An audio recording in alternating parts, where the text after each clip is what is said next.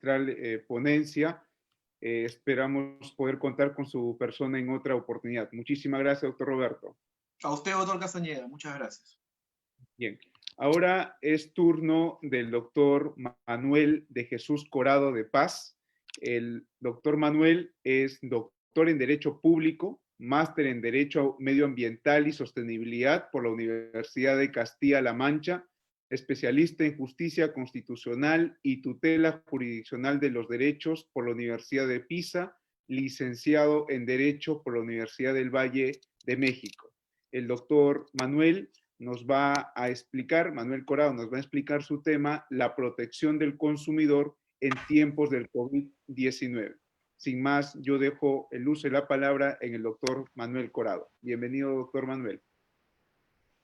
¿Qué tal? Buenas tardes. En primer término, agradecer la invitación tanto a la Universidad Privada Antenor Orrego, la UPAU, como al Instituto Apex Juris y de manera particular al profesor Juan Castañeda por haberme extendido esta invitación para participar en este foro, en esta jornada internacional vinculada con tres grandes ejes: el derecho parlamentario, el derecho civil y el derecho del consumidor.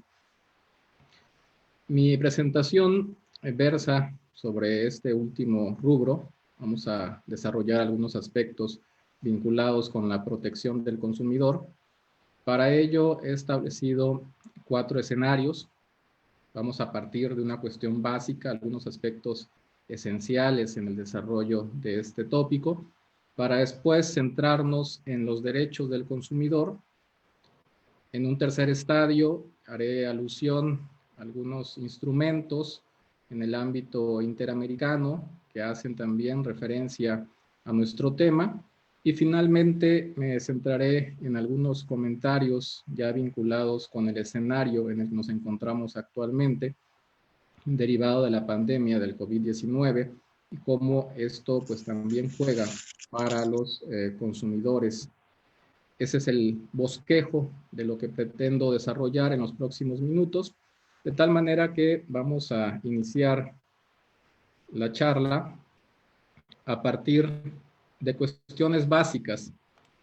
Vemos de entrada qué debemos entender por ese derecho del consumo, y aquí podemos hacer una división, una ramificación entre el carácter objetivo y el carácter subjetivo de este derecho del consumo. Cuando hablamos en primera instancia del conjunto de normas, ¿no?, de la disciplina jurídica, estamos precisamente en una vertiente objetiva del derecho del consumo, y en segundo lugar tenemos la alusión ya al derecho fundamental, ¿no?, cuando es reconocido dentro de nuestras constituciones, dentro de los tratados internacionales que han celebrado nuestros países, y que también pues guarda una relación con esa protección ante los abusos y estas disparidades o asimetrías que existen en el mercado cuando nos referimos a estos sujetos, ¿no?, a los consumidores en relación con los proveedores de servicios, de productos como tal, de tal manera que pues esta segunda referencia nos va a llevar precisamente a buscar ese equilibrio entre los intereses que convergen en esta relación. A partir de ello tenemos también 2 referencias necesarias, los sujetos que he hecho alusión. Por un lado encontramos al consumidor y por otro lado tenemos al proveedor. La referencia que ustedes ven es una definición legal atendiendo al marco jurídico. En el caso de México, la Ley Federal de Protección al Consumidor nos define precisamente a estos sujetos, en primer término al consumidor, como esa persona física o moral que adquiere, realiza o disfruta como destinatario final bienes, productos o servicios. Esta referencia pues es en estricto sentido, toda vez que tenemos también una acepción más amplia, lato sensu, cuando hablamos o equiparamos a ese consumidor con el cliente simplemente, ¿no?, en términos muy amplios, muy generales, y ya la referencia legal se acota precisamente al destinatario final. Y enseguida encontramos la referencia al proveedor. Aquí de igual manera podemos hablar de una persona física o bien de una persona moral que habitual o periódicamente ofrece, distribuye, vende, arrienda o concede el uso o disfrute de bienes, productos y servicios. Reitero, estas definiciones se encuentran dentro de nuestro marco jurídico en la Ley Federal de Protección al Consumidor. Enseguida vamos a encontrar las vías de protección. Generalmente vamos a ubicar dos grandes escenarios. Por un lado, el ámbito administrativo y por otro lado, el ámbito jurisdiccional. En el caso de México, la primera vertiente se va a dividir entre la Procuraduría Federal del Consumidor, la Profeco, y otros órganos que atienden temas específicos. En el primer caso, la Profeco tiene a su cargo procedimientos de conciliación, procedimientos de arbitraje, ¿no? Estos mecanismos alternativos de solución de controversias, pero también encontramos los procedimientos vinculados a las infracciones a la ley. Esto traerá como consecuencia una sanción a los proveedores. Tratándose de los órganos específicos bajo esa misma vertiente administrativa, tenemos aquí tres referencias: la Comisión Federal para la Protección contra Riesgos Sanitarios, que es la COFEPRIS, la Comisión Nacional de Arbitraje Médico, la CONAMED, y la Comisión Nacional para la Protección y Defensa de los Usuarios de los Servicios Financieros, que es la CONDUCEF. Dependiendo ya en cada uno de los escenarios, ¿no?, hablaremos de temas muy particulares.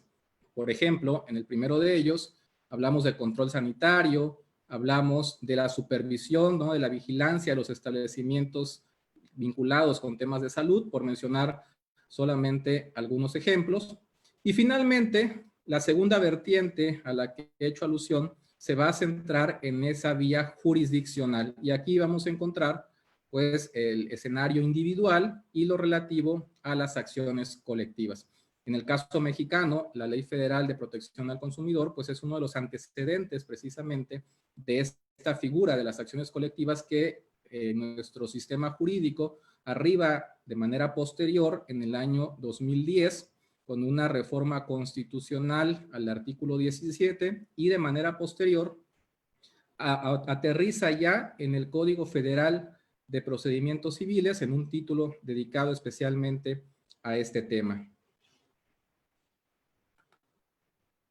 Segundo escenario, lo relativo a los derechos, y voy a ir un poco más rápido también por cuestión de tiempo. Vamos a ir agrupando algunos derechos en virtud de esa interdependencia que conocemos. De entrada, dentro del primer bloque, haremos alusión al derecho a la vida, al derecho a la alimentación, a la salud y a la seguridad.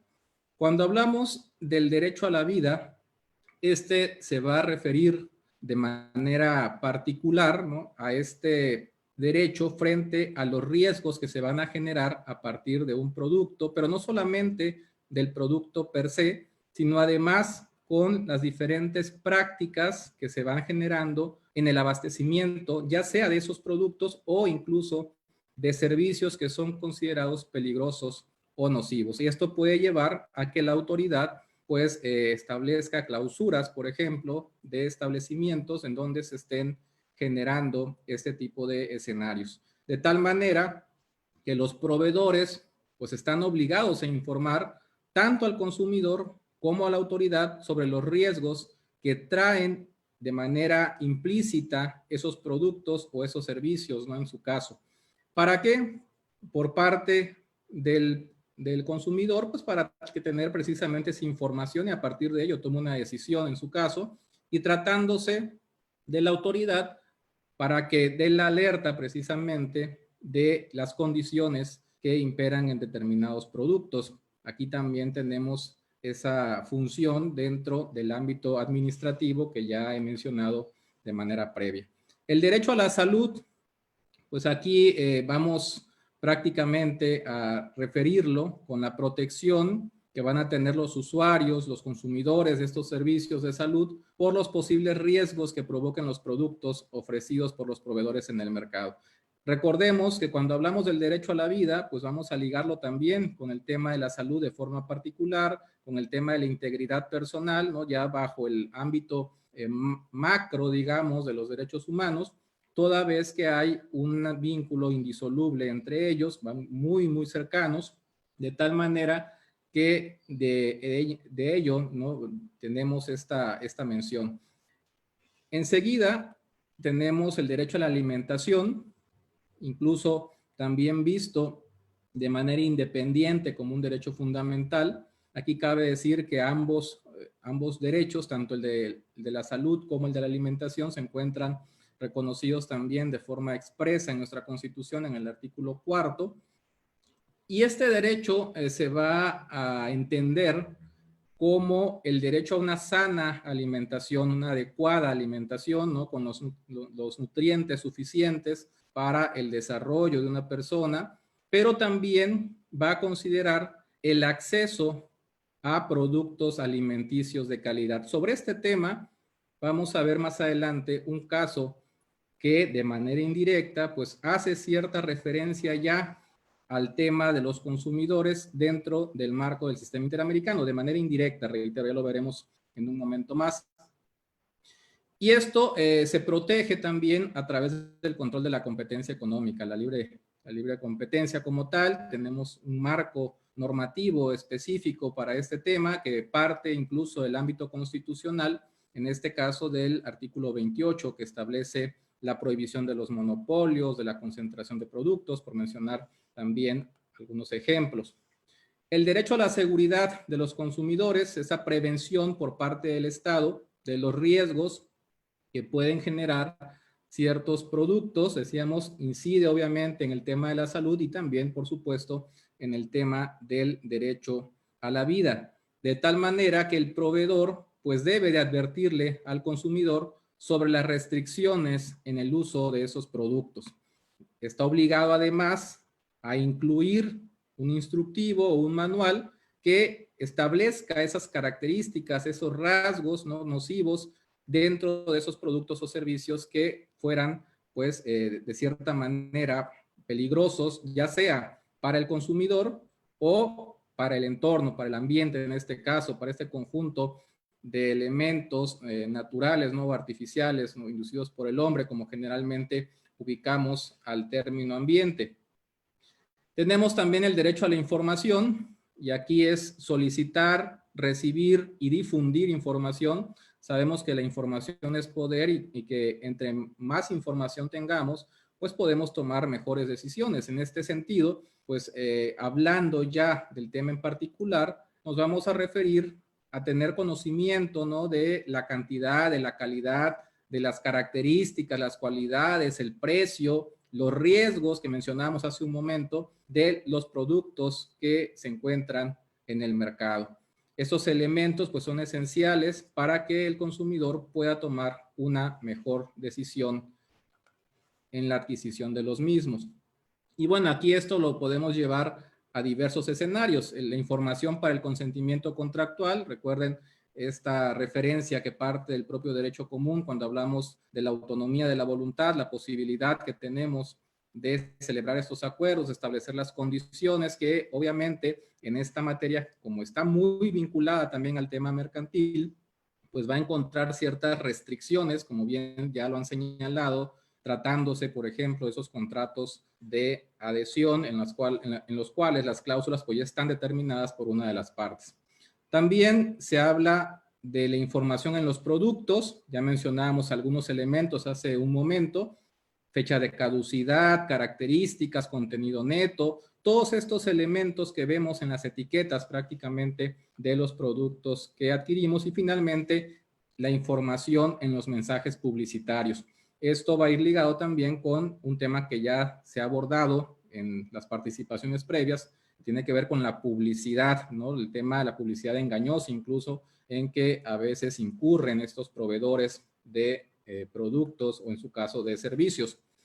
Un tema relativamente reciente es el vinculado con los datos personales.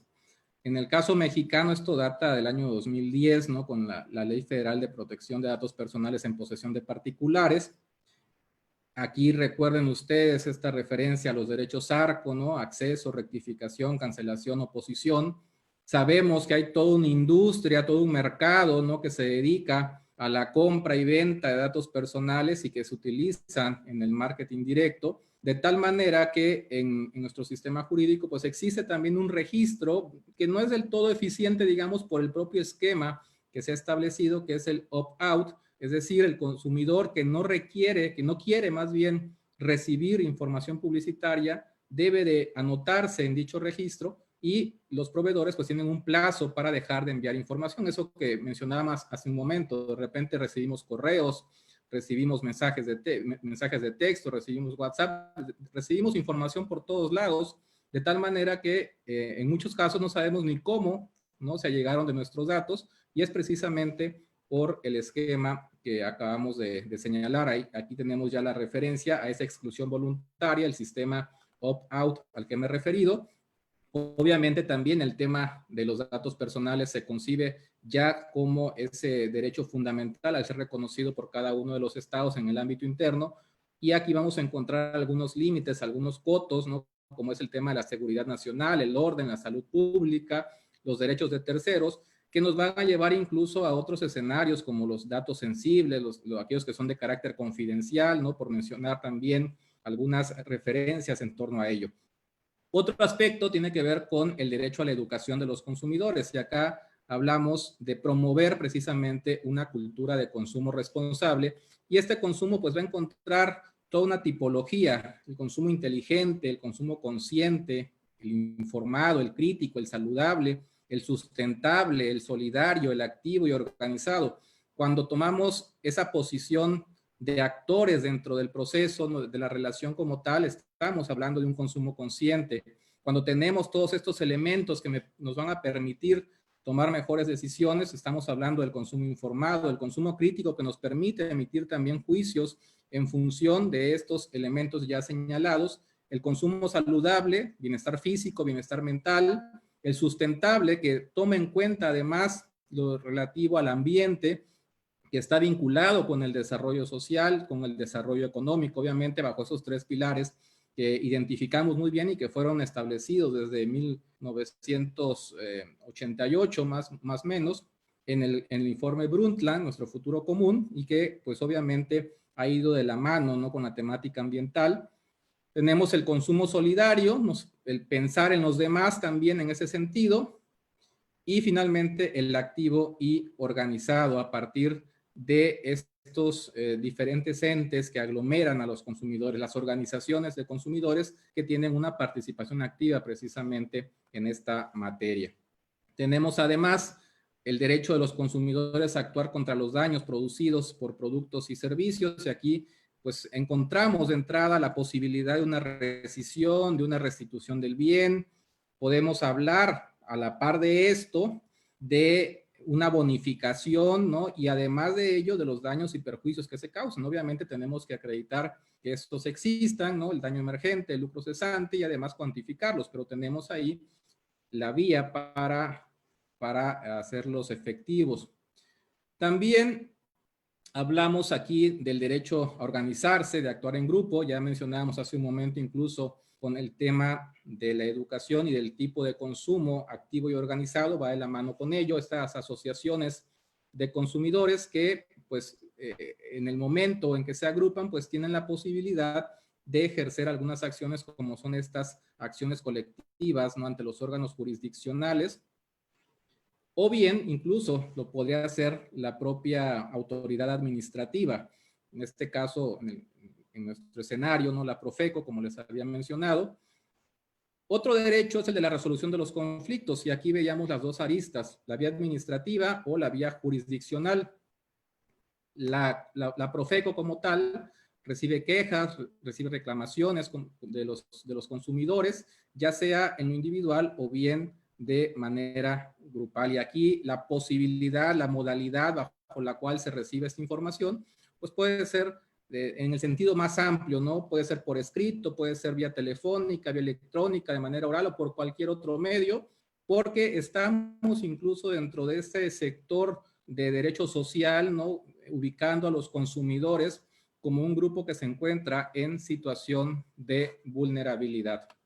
Tercer escenario, de manera también muy general, voy a hacer referencia a tres puntos en este bloque. Lo relativo a la Carta de la Organización de Estados Americanos, una serie de resoluciones de la Asamblea General de la OEA y finalmente una mención de la Corte Interamericana. En el caso de la Carta de la Organización de Estados Americanos, sabemos que esta data del año 1948, el artículo 39, en el inciso B, fracción primera, hace referencia a nuestro tema cuando alude a este mejoramiento de condiciones para el comercio de productos básicos por medio de convenios internacionales, cuando fueren estos adecuados. Y en la parte final va a hablar de estos suministros adecuados y seguros para los consumidores y precios estables que sean a la vez remunerativos para los productores y equitativos para los consumidores. Entonces, de entrada, partimos de la propia Carta Fundacional de la Organización de Estados Americanos, hablando ya dentro de un sistema regional de protección de derechos humanos, cuando aludimos precisamente a este dispositivo. Esto lo voy a mencionar de manera muy somera, lo relativo a las resoluciones que les había comentado, en dos sentidos principalmente. Esta 2494 ligada con la protección del consumidor y una serie de resoluciones que se comenzaron a generar a partir de 2010 y que llegan a su punto más importante en el 2014, cuando se establecen dos escenarios. Por un lado, la red de consumo seguro y salud en las Américas, y por el otro, un sistema interamericano de alertas rápidas. Esto prácticamente se comienza a gestar en el año 2010 y concluye finalmente en el año 2014. Sin dejar de lado, ojo, lo que ocurre en el Sistema Universal de Protección de Derechos Humanos. Cuando hablamos de la Asamblea General de la ONU, pues también vamos a encontrar desde 1985 una resolución vinculada con nuestro tema que de manera posterior es actualizada en el año 2015.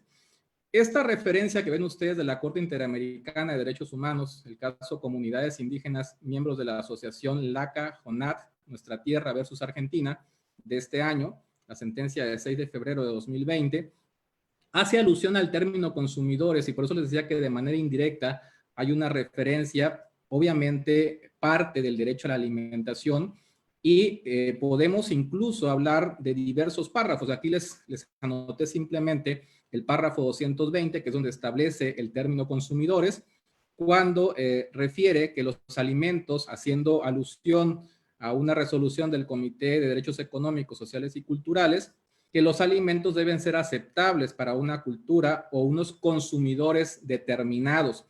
Lo podemos ir relacionando con algunos párrafos previos que nos hablan precisamente del contenido del derecho a la alimentación, y ahí surge también la referencia a los consumidores de forma accesoria, de forma indirecta, como les mencioné.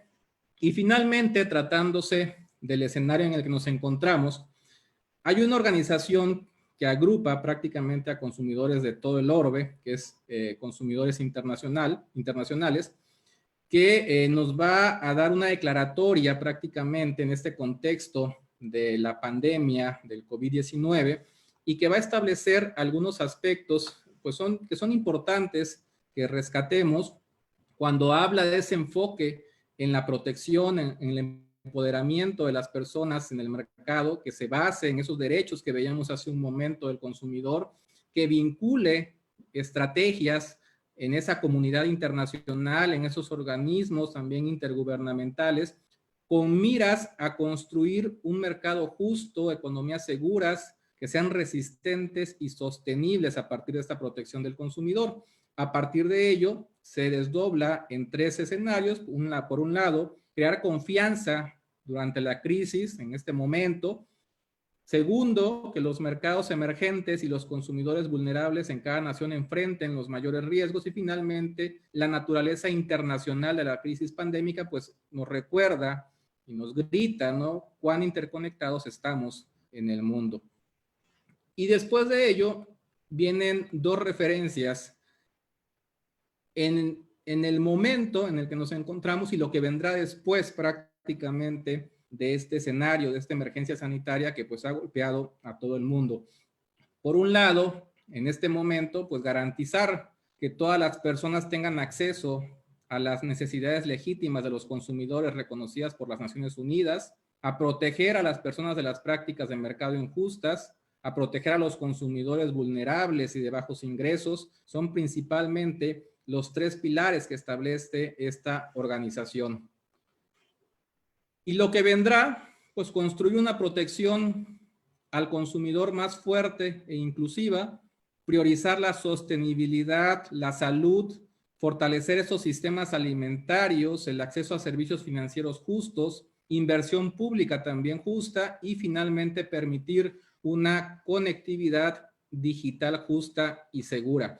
¿Qué está pasando en este escenario? ¿Por qué es necesario entonces proteger a este consumidor durante esta emergencia sanitaria derivada de la pandemia del COVID-19? Porque todos los proveedores de bienes o bien de servicios pues están obligados a respetar los precios, las tarifas, las garantías, todas las condiciones que son aplicables a la comercialización de estos bienes o de estos productos en términos más amplios, y la información y publicidad que presentan pues debe ser veraz, debe ser comprobable, debe ser clara y deberá pues evitar inducir al error o a la confusión a los consumidores. En el caso mexicano, ¿no?, a partir de esa interrupción que hemos tenido también en los negocios, pues el incremento en la necesidad de la población de adquirir ciertos productos, pues es evidente, ¿no? Productos de primera necesidad, de higiene, por ejemplo, una cuestión muy básica, ¿no? El cono de huevos, de un costo entre 60 y 70 pesos en algún momento, estuvo en 120 o más, aunado a que no había disponibilidad como tal del producto en muchos casos, o lo relativo a los cubrebocas, desinfectantes, las toallas, desinfectantes también en ese sentido, el gel antibacterial, elementos que pues en este momento son necesarios, ¿no?, en virtud de que están ligados con el tema de higiene, que es un elemento de protección en este escenario pandémico, y que pues ustedes lo verán, ¿no? Prácticamente todo el mundo establece el precio como considera conveniente, ¿no? Y aparte, pues vemos también a esos proveedores individuales ya que se han generado también incluso con estas redes, ¿no? Esas redes sociales a las que aludía también hace un momento el ponente que me precedió, de tal manera que habrán proveedores que van a intentar, ¿no?, incrementar esos precios de manera injustificada, que van a modificar los términos y condiciones para la adquisición de productos, o incluso que pueden discriminar a consumidores para evitar, ¿no?, para prevenir que estos compren determinados productos. Esto a la par de la publicidad engañosa, ¿no?, de todo esto que también hemos ido viendo en el momento en que nos encontramos, productos o servicios que provocan confusión o error a los consumidores, ¿no?, en virtud de que se presentan de manera inexacta, de manera exagerada o parcial o tendenciosa, dependiendo ya del escenario. Lo que mencionábamos finalmente relativo a la discriminación en la solicitud de un servicio o de un producto, atendiendo a categorías sospechosas que traen como consecuencia el demérito, el menoscabo en el ejercicio pleno de los derechos humanos. Bueno, de esta manera, es un bosquejo de lo que les he querido presentar en esta jornada. Espero que pues, el contenido les haya resultado interesante y les dejo también el contacto por si requieren alguna cuestión adicional. Estamos a sus órdenes para cualquier tema vinculado con lo que hemos desarrollado en esta ocasión. Muchas gracias. Muchas gracias, profesor Manuel. Interesantísimo los puntos de vista que nos ha comentado, sobre todo buscando estas apreciaciones o puntos técnicos la legislación, como también hace un abordaje desde la Corte Interamericana de Derechos Humanos. Dos preguntas muy puntuales. La primera, de pronto, es ¿qué acciones estatales ha adoptado el Estado mexicano para la protección del consumidor en esta epidemia o pandemia, ¿no? La primera pregunta. La segunda consiste si es necesario legislar o controlar el producto antes y después en el mercado, ¿no? Se está refiriendo al tema de la publicidad engañosa, ¿no? Esas serían las dos preguntas que le traslado, doctor Manuel. Bueno, en el primer caso, la propia autoridad administrativa prácticamente es la que ha estado con mayor actividad, ¿no? Durante esta emergencia sanitaria. Se han establecido también algunos acuerdos vinculados con este tema, de tal suerte que, pues ante escenarios como el que mencionaba de aumentos de precio, pues tenemos dos vías para llegar, decíamos, a la autoridad administrativa, que es la queja o bien la denuncia, ¿no? Por un lado, cuando hay una afectación directa o bien cuando ni siquiera se requiere esa afectación directa, simplemente que tengamos una referencia que nos va a llevar también a esas dos vías que mencionábamos durante la presentación. Si hablamos de la queja, nos encaminaría a ese procedimiento de conciliación o en su caso de arbitraje, y si hablamos de la denuncia, pues nos llevaría a lo relativo al procedimiento de infracciones a la ley, que tendría como consecuencia una sanción, ¿no? al proveedor, quien también a su vez pues tendrá los medios, ¿no? para defenderse. En este caso lo puede hacer a través de la vía administrativa, ¿no? Ante el Tribunal Federal de Justicia Administrativa, con la salvedad, ¿no? De que también tenemos suspensión de actividades jurisdiccionales, pero bueno, ese es otro escenario. El propio tribunal tiene una posibilidad de tramitar en línea el juicio contencioso administrativo, incluso ya también tenemos salas especializadas, ¿no? en algunas materias. En este caso, pues entraríamos simplemente en el ámbito genérico, como referencia. ¿Me podría repetir el segundo planteamiento? Sí, Ulises Maldonado nos comenta que si es necesario crear una legislación para poder controlar un antes y después de un producto, ¿sí? Respecto a la publicidad engañosa.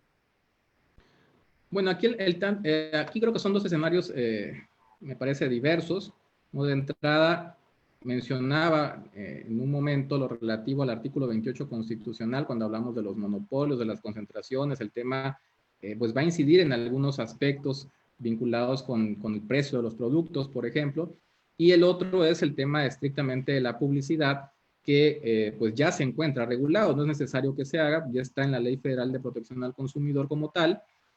Mencionábamos algunas de las características que debe revestir esa publicidad para considerarse como engañosa, y en su caso, ¿no? Si satisface esto, pues poder iniciar los procedimientos correspondientes que la propia Ley Federal de Protección al Consumidor lo contempla. Nuestro marco jurídico engloba en un solo cuerpo normativo temas de esta naturaleza, ¿no? Como les mencionaba